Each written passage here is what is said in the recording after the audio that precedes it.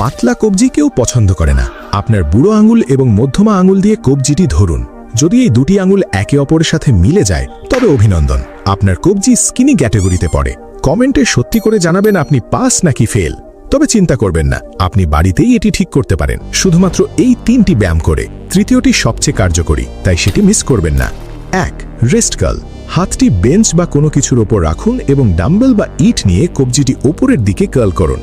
এটি আপনার ফোর আর্মসে সেই চওড়া এবং মজবুত ভাব নিয়ে আসবে যা দূর থেকেই চোখে পড়বে। 2.